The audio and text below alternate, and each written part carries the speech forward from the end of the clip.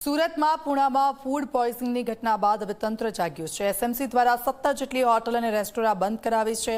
330 હોટલમાં કોર્પોરેશનની ટીમ દ્વારા ચેકિંગ હાથ ધરાયું છે। 1641 કિલો અખાદ્ય ખોરાકનો જથ્થો પણ નાશ કરાયો। 208 ખાદ્ય વિક્રેતાઓને નોટિસ આપવામાં આવી છે। 4.17 લાખનો દંડ વસૂલ્યો છે।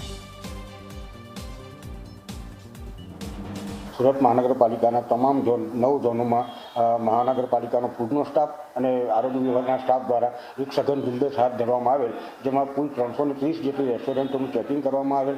જે રેસ્ટોરન્ટોમાંથી 1641 કિલો જેટલો અખાદ્ય ખોરાકનો જથ્થો નાશ કરવામાં આવેલ, તેમાંથી 208ની નોટિસ આપવામાં આવેલ છે અને 17 જેટલી રેસ્ટોરન્ટો જેઓની હાઇજેનિક કન્ડિશન, સ્વચ્છતા વગેરેના ધારાધોરણોનું પાલન કરતા ન હોવાથી નોટિસ આપી બંધ કરાવવામાં આવેલ છે। તેમજ તેમને ઇમ્પ્રુવમેન્ટ નોટિસ બાદ તેઓએ સુધારા વધારા કરી અને ફરી તેનું રીઇન્સ્પેક્શન કરી ચાલુ કરવાની પરમિશન આપવામાં આવશે। તેમજ 4,70,500 જેટલો વહીવટી ખર્ચ તેઓ પાસેથી વસૂલ કરવામાં આવેલ છે।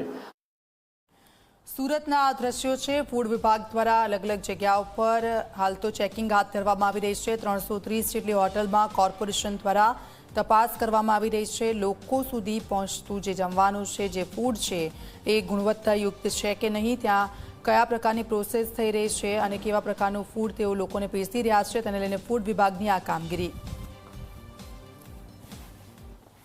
સુરત શહેરના શીતલ રેસ્ટોરન્ટમાં ફૂડ પોઈઝન બાદ તંત્ર જાગ્યું છે અને અલગ અલગ ઝોનમાં તપાસ કરીને લાખો રૂપિયાનો દંડ કરવાની સાથે અનેક રેસ્ટોરન્ટને સીલ કર્યા છે। આપણી સાથે ફૂડ ઓફિસર છે, સીધા એમની જોડેથી જાણીશું। સર, કઈ રીતના કાર્યવાહી કરવામાં આવી છે અને કેટલો દંડ છે અને આગળ કઈ રીતના કાર્યવાહી ચાલુ રહેશે? સુરત મ્યુનિસિપલ કોર્પોરેશન વિસ્તારમાં કુલ 9 ઝોન આવેલા છે। 9 ઝોનમાં અલગ અલગ સેનિટેશનના સ્ટાફ અને ફૂડ વિભાગની ટીમો બનાવી અને આ ટીમો દ્વારા ગઈકાલે રેસ્ટોરન્ટ અને હોટલોનું સઘન ચેકિંગ હાથ ધરવામાં આવેલ, જેમાં કુલ 330 જેટલી સંસ્થાઓનું ચેકિંગ કરવામાં આવેલ છે, જેમાંથી 208ને નોટિસ આપવામાં આવેલ છે। તેમાંથી 1641 કિલો જેટલો અખાદ્ય અને શંકાસ્પદ ખોરાકનો જથ્થો હતો, જેનો નાશ કરાવવામાં આવેલ છે। 4,70,500 રૂપિયા જેટલો દંડ કરવામાં આવેલ છે અને 17 સંસ્થાઓ જે શેડ્યુલ 4નું પાલન કરતી ન હતી તેમને ઇમ્પ્રુવમેન્ટ નોટિસ આપી અને અત્યારે બંધ કરાવવામાં આવેલ છે।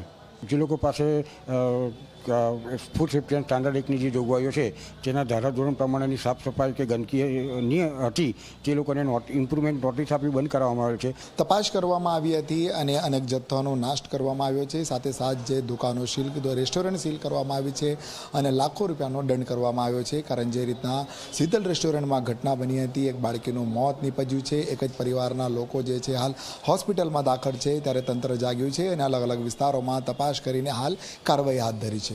કેમેરામેન વિજય બૈસાને સાથે પ્રશાંત ડિવરે, જી મીડિયા, સુરત।